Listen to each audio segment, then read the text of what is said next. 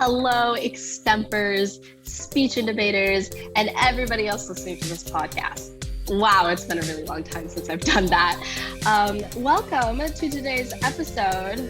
I feel like we've been doing a bunch of hot button issues, but news has been hot button, so that makes a lot of sense. But today's episode is going to be on gun reform / gun control. I'll probably use it synonymously. I don't know.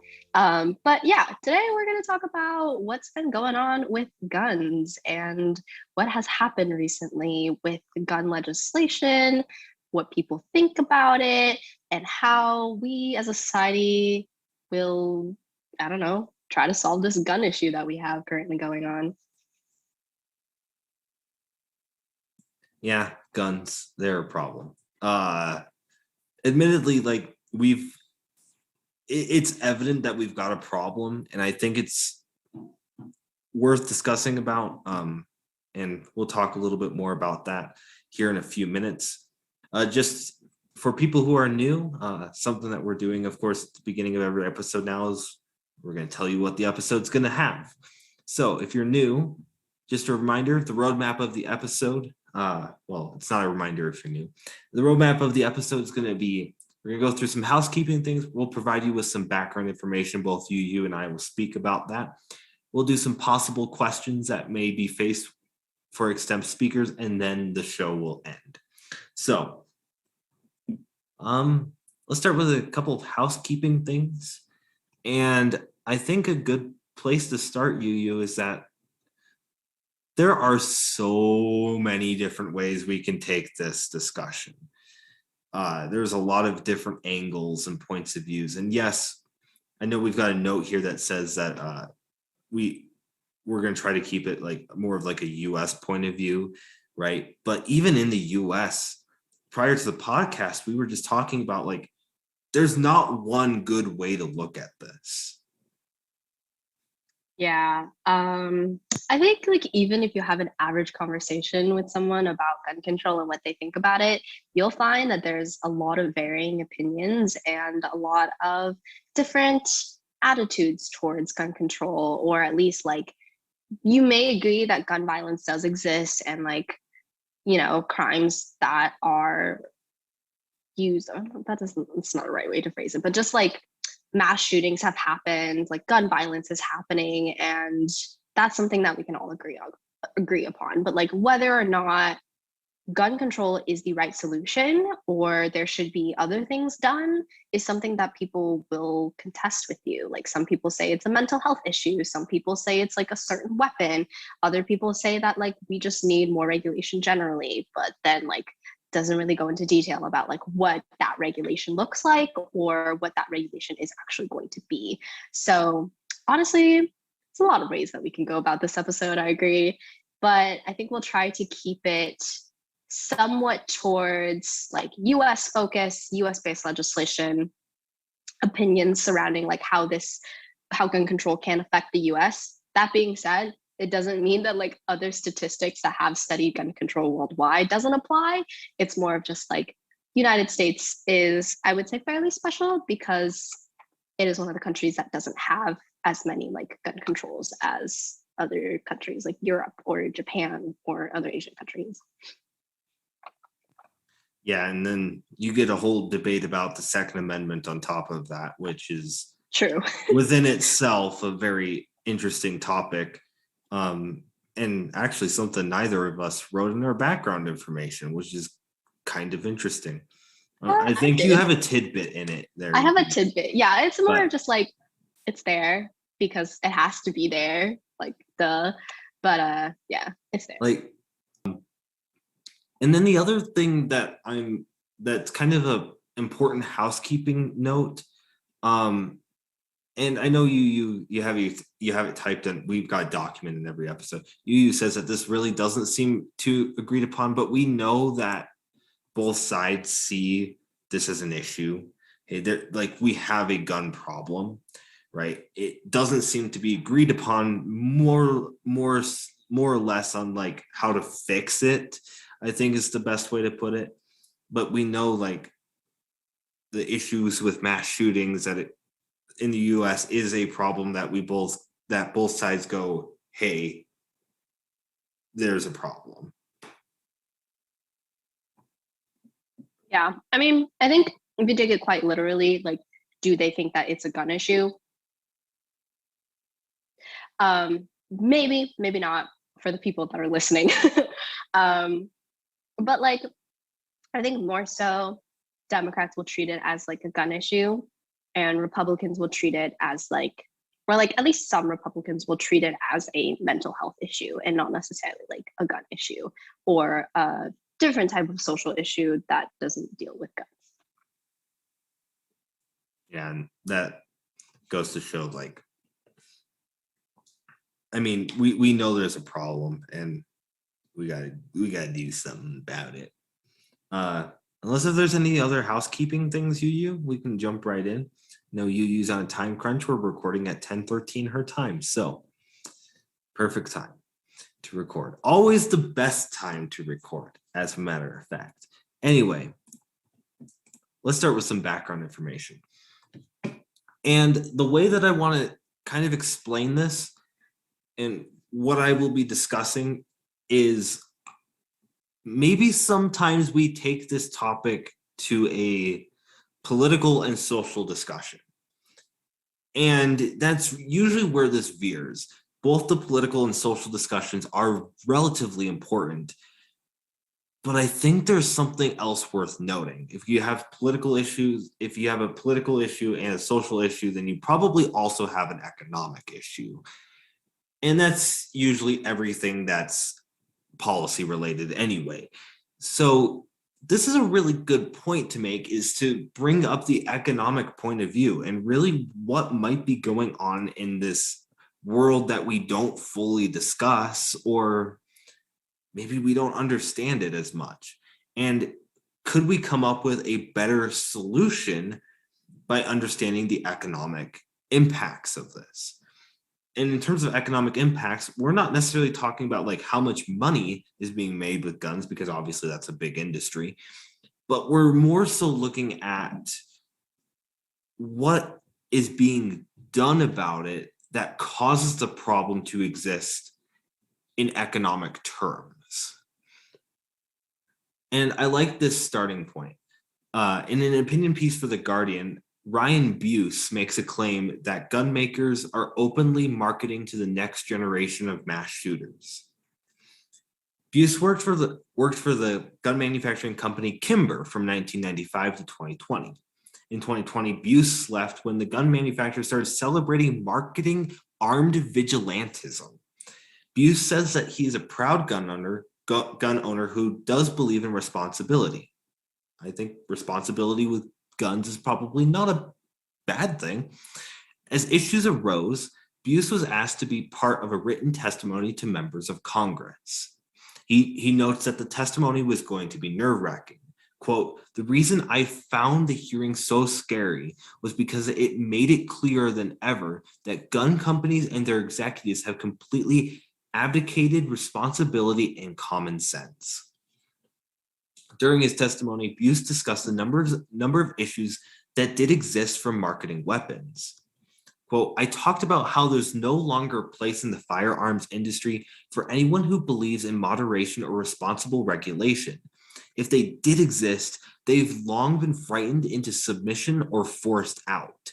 Despite guns being at the center of radicalized domestic terrorism, there has been no industry rebuke of the come and take it red flags of the January 6th insurrection, or armed men invading the Michigan Capitol, or of Kyle Rittenhouse killing people at a protest with his Smith and Wesson military and police line rifle." Yet, when the testimony turned to Marty Daniel, who is the CEO of Daniel Defense, and Christopher Killoy, the president and CEO of Ruger, they did not take any responsibility for their marketing tactics. No surprise. Buse's arguments and claims for this episode's purpose are anecdotal. We would probably need more evidence and more instances of this being the case to prove that this is true.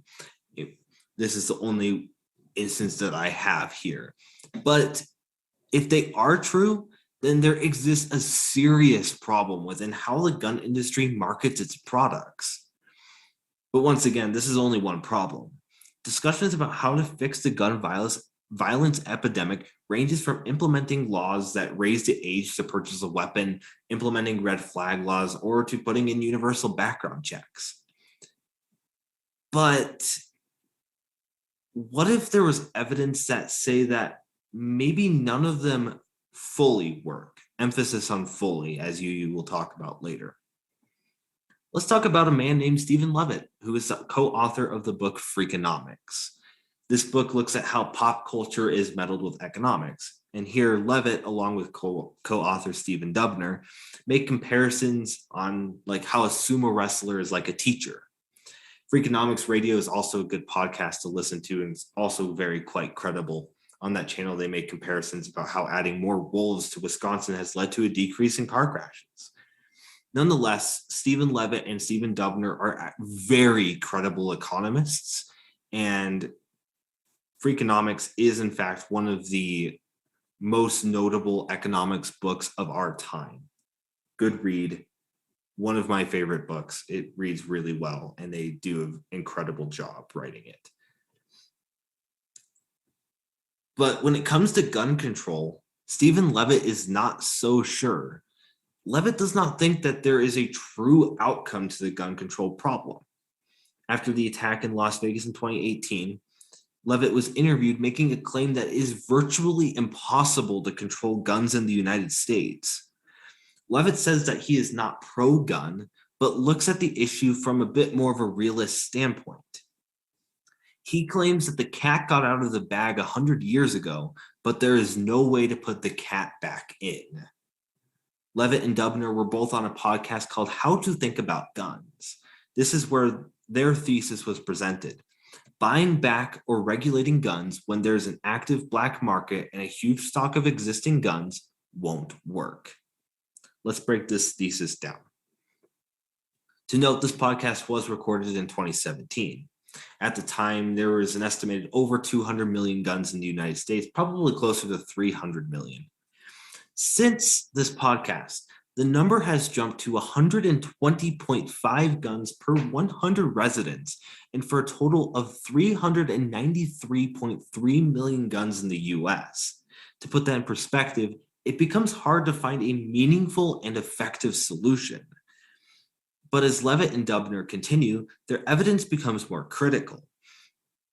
If everyone was forced to turn in guns by legislation, most people in the US would not. And I think, relatively speaking, that's a pretty agreed upon statement. The most effective solution, however, they say, is maybe to implement harsher penalties with those who commit serious penalties with illegal uses of weapons. They note that states with tougher punishments on illegal activity do in fact have lower gun crimes. But this also doesn't stop the insane people from doing mass shootings.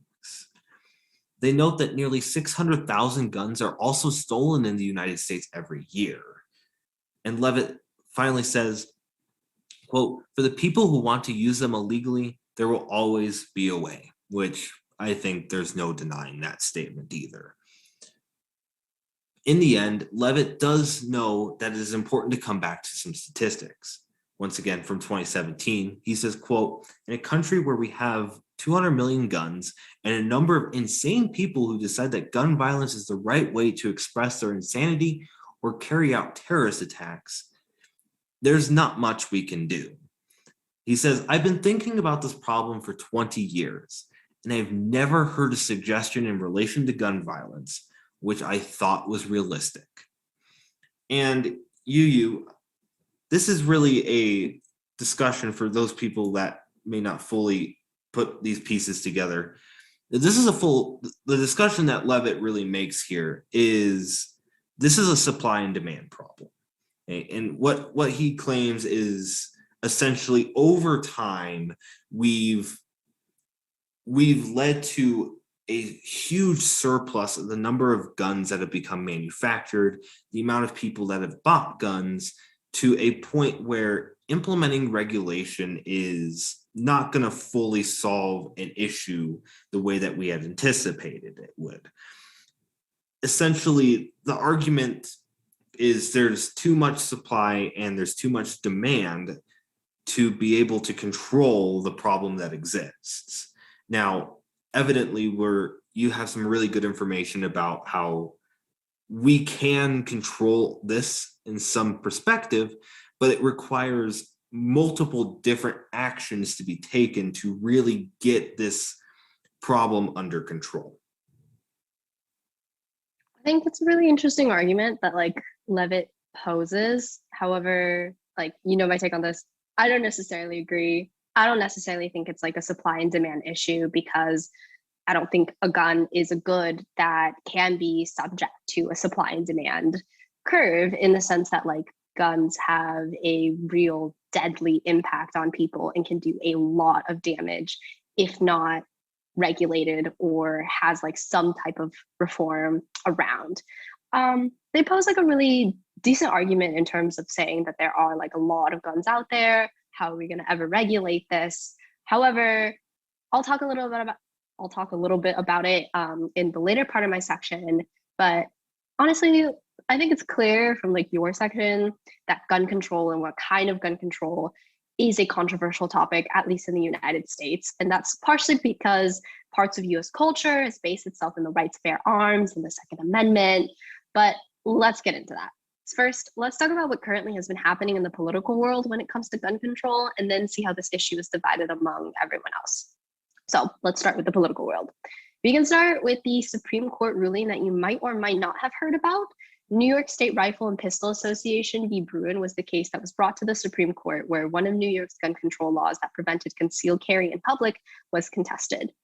The court ruled 6-3 in favor of New York State Rifle and Pistol Association and expanded gun rights. Justice Thomas's majority opinion stated that the Second Amendment protects a citizen's ability to protect themselves outside of their homes. Justice Kavanaugh wrote in a concurring opinion that this doesn't necessarily mean that there's no way of regulating carrying guns in public, but left it open to interpretation. However, this ruling was still a pretty big win for gun rights advocates. In fact, it led the governor of Maryland, Larry Hogan, to dissolve some of Maryland's most stringent gun control laws. States like California and New York are now figuring out ways to enact gun control legislation while staying constitutional with the new ruling. It's been a difficult process, but both states and more have said they'll keep working at it and don't really plan on giving up.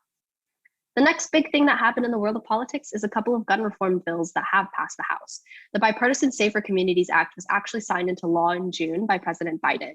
The bill enhances background checks for gun buyers 21 years of age, provides billions of mental health services, and closes the boyfriend loop to prevent convicted domestic abusers from purchasing a firearm for 5 years.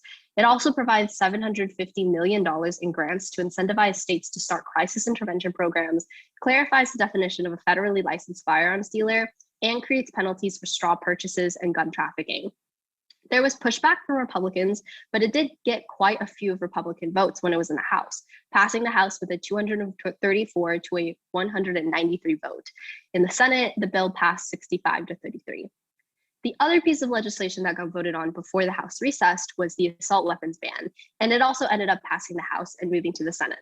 However, that bill will most likely just be stuck or die in the Senate. But if it were ever to be voted on, it would need to overcome a filibuster in order to get the votes.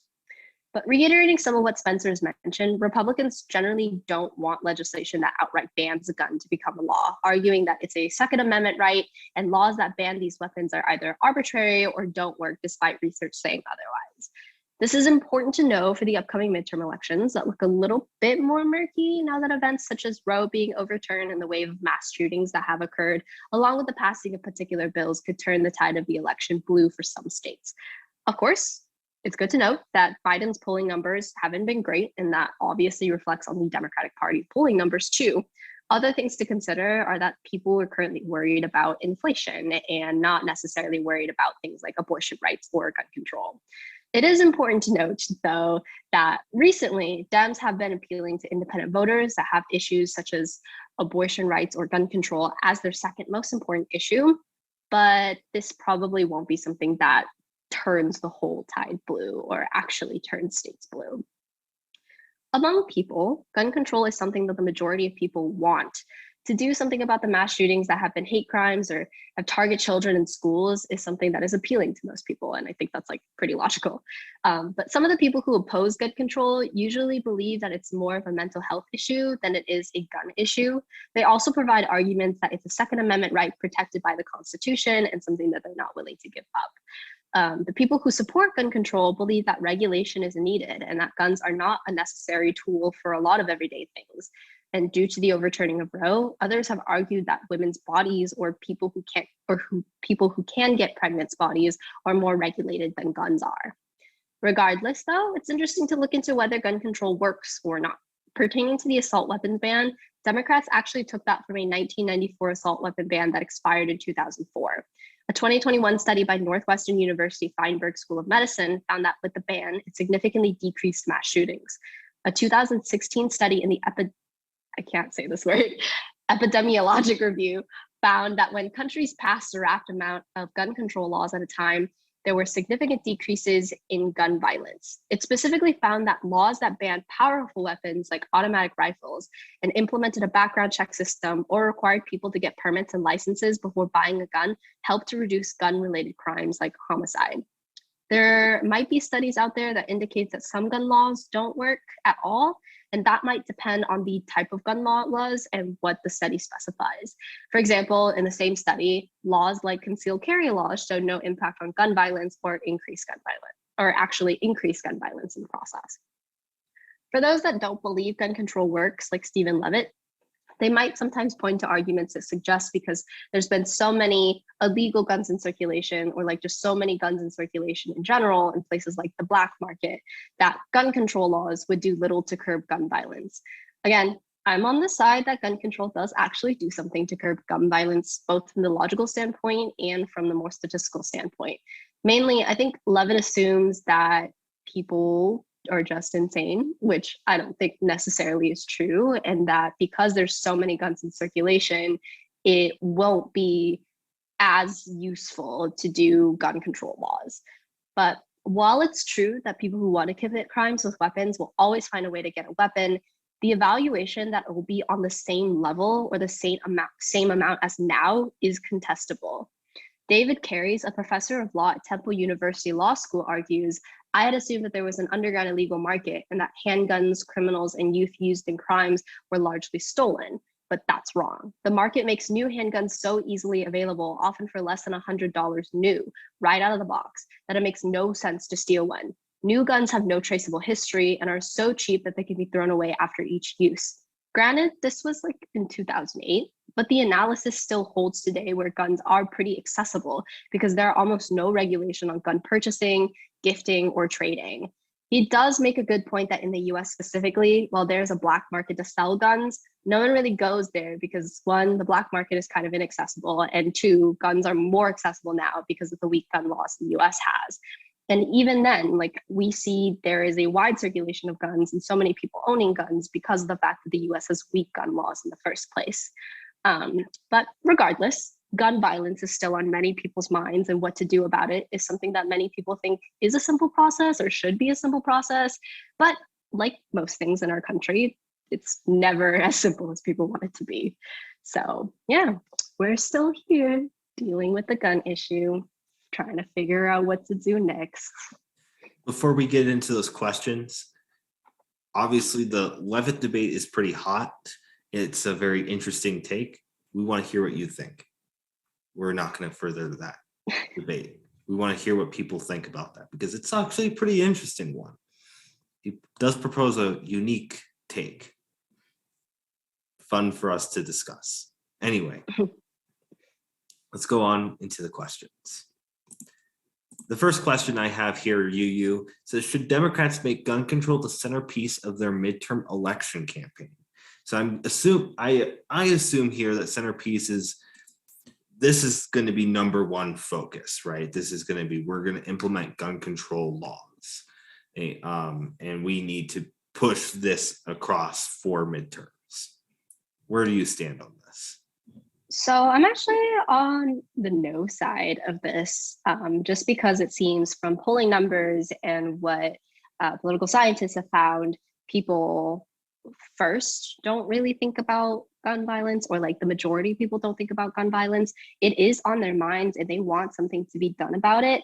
However, the number one thing on people's minds is like the thing that affects them the most, and it seems to be things like inflation or like the prices increasing of goods. So I don't actually think like gun reform is the number one thing that Democrats should run on. I think like it should be part of their agenda, but it shouldn't be like the sole thing that they're like advocating to their voters and using to run their ads. I think like other things are probably a bit better to run on. For example, like the Inflation Reduction Act that just passed in the Senate, barely, like literally 51-49, but not even, it was like 50-50. And then Kamala Harris made the decision to pass it. But like that could be something good that they could run on because it has like a climate package and also prescription costs, which is something that like people think about too. But also especially with, you know, COVID causing supply chain shocks and then like supply chain shocks happening because market rules is also like pretty heavy on people's minds. I kind of worry that this will be a Republican running midterm thing. And I can definitely see Republicans making this claim quite a bit. Wyoming's Harriet Hagman, for example, is definitely pushing this because Liz Cheney voted on the Bipartisan Safer Communities Act. So it's definitely it may be a more Republican centerpiece that we're discussing, not necessarily a Democratic centerpiece. But nonetheless, it is a really important question to be asking. And this could definitely be something that they do use as a centerpiece. So I will take a yes answer here. I will say that I side more with the no, but here's how you would argue yes. In political science, obviously, I do a lot of theory on this podcast, sorry. But in political science, one of the three components to winning a campaign is called credit claiming. It's similar to what YuYu just said about Democrats should be running on this, hey, we passed the Inflation Reduction Act, which is going to help tackle inflation. We did a lot of things to help promote the climate, or et cetera, right? It's taking credit for things that you have passed in Congress as a party or as a person. Credit claiming is exactly that. And Democrats can do that exact same point when it comes to gun control. And what they would point to is the Bipartisan Safer Communities Act, exactly what YuYu had talked about, right? And they can say, we were able to work with Republicans to pass a piece of legislation that implements some kind of gun control, and we are going to work to push that further. Looking at it from that perspective, credit claiming is a very good tool. It's one of the most effective at winning campaigns and winning over voters, because it tells the voters, hey, we're going to try, or we've done this, and we're going to keep promoting this as a part of our legislative agenda. Okay, that makes it a very good yes answer. So I think that this could be answered yes on the basis of credit claiming. Evidently, I side with you there, YuYu. The no is probably the better take because I'm not sure, other than credit claiming, how you go about this. Evidently, no is a good answer though, because there's been a lot of other issues that have popped up. And honestly, the biggest issues pertaining to mass shootings are now like out of the news. And the people that are voting are seeing things like abortion. They're seeing issues revolving around inflation. They're seeing issues revolving on climate, right? There's other issues that are being talked about that don't pertain to gun control. So it may not be a good focus for Democrats to run on gun control, but run on the issues that are important in the news. Yeah, I mean, it's not saying that like these issues don't matter or it's not affecting people at all. Like it very much is affecting people's lives and it is like a genuine concern. However, when you look at it from kind of like a bigger voter standpoint and kind of like what you are supposed to do as a candidate is get the most amount of votes as possible, the people that like will vote for you because they know that you're going to like vote for the type of legislation that they want, like gun control laws and like abortion protection, will still vote for you, generally speaking. However, their focus is more on like trying to not influence, but like trying to persuade the more independent voters or the voters that are more likely to vote for them but haven't been voting for them to vote for the Democratic Party. And usually those independents or those like people who get swayed will be swayed by things that are not just like gun control or abortion rights, even though they very much matter as issues. Yeah, and I think, I mean, obviously, I'm from Wyoming, and you are too, YuYu. And this is typically targeted to Wyoming podcasts, Wyoming speech and debaters. Extempers, yeah. We know that like the two most pressing discussions in Wyoming that people run on anyways, abortion and gun control. So in Wyoming, this might be more of a focus for a Democratic candidate, depending on the area that you live in. But at the end of the day, that's kind of how it is. I don't know more about across other states. I definitely know this is a Wyoming value. But maybe this is how a lot of other states view it too, right? Abortion and gun control are pretty heavy topics. They're the topics that you don't want to talk to anybody at the dinner table about, kind of thing, right? Anything politics with the exception of those two is, what do you think of that? Yeah, I mean, like these are very big issues, and I feel like they can be very dividing in terms of just where you stand. So to make it the central issue or like the central thing that you're running on is a little bit like risky in some senses. I think it's cool. It would be like good because like these are things that we actually need, but is it going to win the votes is always going to be something that people are going to think about, especially when they're trying to win that election. So next question then, I guess, because that was really fast. That's a good discussion for being really fast. Okay, well, the next question that we have is, how will the Uvalde school shooting affect Texas's gubernatorial race? Oh my God, words tonight. I can't. Okay. So this is a new word. I mean, we're right now understanding that Extemp is kind of starting back up a little bit, maybe in Wyoming, and novices that are introduced to Extemp. This is a question that I'm well aware that a novice may turn down because you don't know what the word gubernatorial means. And neither did I until I looked it up. So I tried to make sure to double check. Gubernatorial basically means that you have a race relating to a governor. Okay. Why I don't remember that as a political science major is actually very embarrassing. So honestly, it's okay because it's like really hard to say. So it's fine.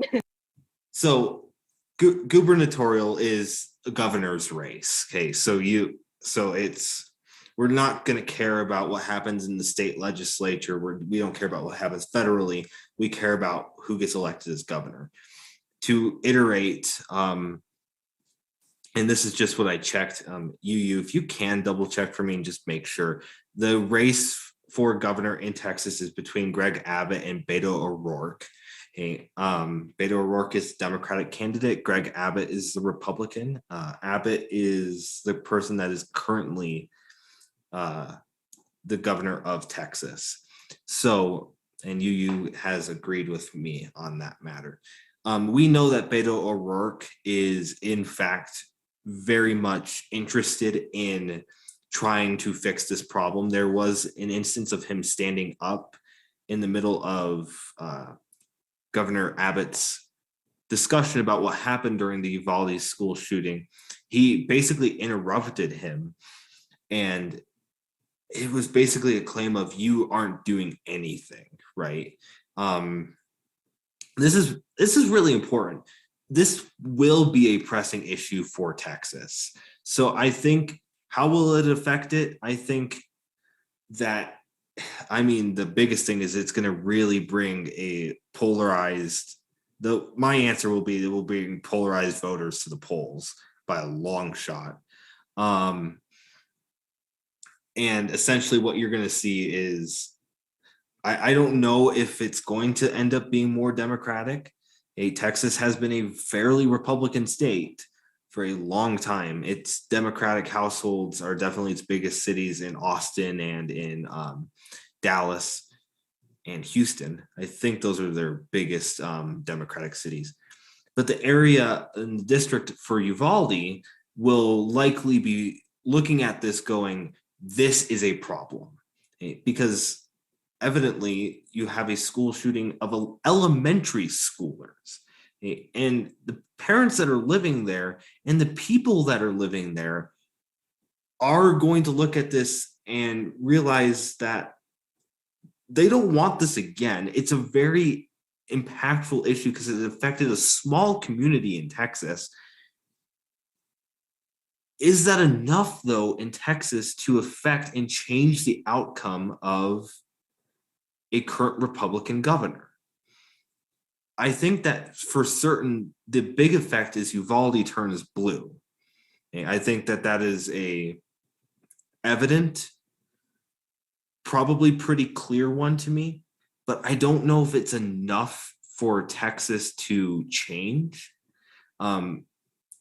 Typically in Extemp, we talk about how you should never say it won't to a question like this. But honestly, I don't know if it will, to be completely fair. But I think how will it affect it? I think a really good cop-out answer, and the cop-out answer I'm going to use is it's going to bring very polarized people to the polls on this issue, because something that affected their state very dearly is what's going to cause those polarized people to really come to the polls and vote Democrat or Republican, really without the basis of anything else. Yeah, I think like just from the bits and pieces of amount of research that I found like before this podcast, it has been like pretty mixed in terms of what is going on for the race for governor in Texas. I do think that a lot of people, or at least most people, think that like there is a chance, like O'Rourke has a chance because of some of the hot button issues that Abbott has taken a really strong stance on, and whether Texans like that or not is going to depend on like what the next race is going to look like and what people are predicting. Some people say it's going to be a closer vote than people think. Some others think that like this is the most competitive candidate that Abbott has had, and that there is like a chance that O'Rourke does win, maybe or maybe not, you know. One of the biggest pieces of analysis that I found was that issues like abortion rights and issues like gun control and the Uvalde shooting is something that can bring like first-time voters to the polls, in which they would vote Democrat because of the issues that have like fueled their sentiments. But who knows? They could also vote like Republican. You know, like we don't really know what's going to happen. However, I will say that from what I've read, it just seems like this is something that Abbott is probably worrying about in terms of what the polls are going to look like. So does the Uvalde school shooting affect Texas's race? It probably does, because one of the biggest things you could talk about is that it like motivates people to actually vote, or like it is a big issue that O'Rourke can run on and like has mentioned in his campaign. And it's something that can fuel enough emotion to get people to like go to the poll or like go to the polls and vote. However, that being said, reiterating some of what Spencer has said, like Texas has been known to be red and probably will stay red for a little bit longer, just because, you know, Abbott is running on issues such as the economy, inflation, and also border control, which is something that Texans are very much worried about and like still are worried about. And the people who are going to vote and have voted for Abbott before will still vote for Abbott. So whether or not O'Rourke can get as many voters to vote for him as Abbott is still up in the air because of like these two very big issues. Yeah, I actually think you made a really interesting point earlier. O'Rourke, I do believe, is one of the best candidates to go against Abbott, and this is a very good pick from the Texans that voted in the Democratic primary. I don't know if they have open or closed there, but besides the point. I just have Wikipedia open. I know Wikipedia is not the most trustworthy source, but here's just a good rundown of O'Rourke in office, because he has ran before. He has been elected to several offices. So just to note, we'll just go from bottom up here. So he was a member of the El Paso City Council from his 8th district. He was in there from June of 2005 to June of 2011. He was the mayor. It says mayor pro tempore of El Paso. He was in there from June 2005 to 2006. And then he was elected to the U.S. House in January of 2013. He was there to 2019. So he's been out of politics for some time, but that seems to be a common thing from him, a couple years out. But I'm sure he has been a very good politician. I think he's more of a moderate, if I understand this correctly. So he really does have a very good chance at beating out Greg Abbott. I don't see that. I see it being close. Texas will be tough. I don't think Abbott wins a landslide, because I do think Texans have some faith in O'Rourke. I would like to think that. We're not Texans, we don't know. So yeah, but admittedly, I do know that O'Rourke, he's appeared in a couple of Extemp questions back in my time. Like that. That's how much I'm aware that he is a very good candidate. This is a good pick for the Democratic Party, and I think that he will serve a good fight. Yeah. Did you mention that he also tried running for the Democratic primaries? I don't know if that was mentioned or not, but do you mean like the Democratic presidential? Yeah. I'm not surprised about that, actually. His name probably popped up because of that. So he's got an impressive resume, though. And I see moderate voters looking at him going, we do trust this guy, right? I mean, he is a good dude, right? I mean, Republicans can say whatever they want about Democrats. We know that O'Rourke is a good person. There's nothing really wrong about him. I mean, he's got, obviously, just like everybody, he's got political views, but he's a moderate. I at least that's what I understand about him. Yeah, so this question can go either way is what we've come to the conclusion of. But yeah, I think regardless of whether or not he's a good guy, it will ultimately fall on the voters and who does go to the poll in November. Go vote. do your research. PSA, actually. Do your research on this one here, because oh wait, you know what? Actually, I don't think we're appealing to the right demographic. Most of you cannot vote yet. Never mind. Scratch that. Okay. No, do your research on O'Rourke and Abbott. It will be a pretty important election, I think, in Texas. To our very small, if any, Texan viewers, let us know. We want to know. Comment down below if you're from Texas. Comment from below. Texas pride. Let's go. Texas is actually a very beautiful state. Off topic. But I mean, it is off topic, but it is very true. There are some Well, really Texas. places in Texas. Texas, we love you. Yeah, like 2019, I think it was 2019. It's very cool. Thank you for Yes. having us. But yeah, I don't think I have anywhere else to add. If you don't. I don't.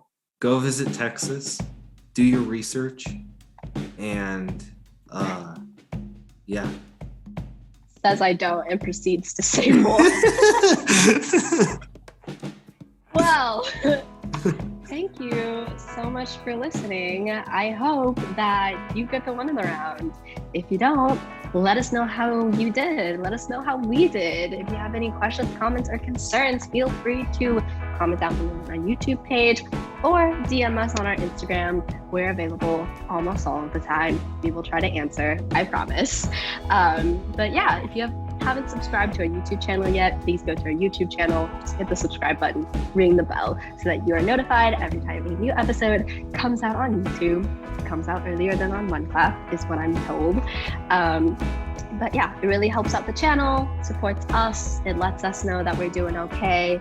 Make sure to like this video, make sure to like yourselves and your Extemp skills and whoever is listening to this podcast right now. Thank you so much for your support. Thank you so much for listening, and season 2 is going to be great. Hey, and by the way, weekly podcasts are back. Woo! Let's go. This is the beginning kind of like boo for my sleep schedule, but woo! It basically starts with this episode. Hopefully none of us get involved in anything really bad, like let's get I don't know. No. We'll see. Anyway, thank you all so much for watching. I want to make YuYu's outro a sticker and that you can put on your computer. That would be very funny. Thank you all so much for watching. Until next time, I'll see you all later.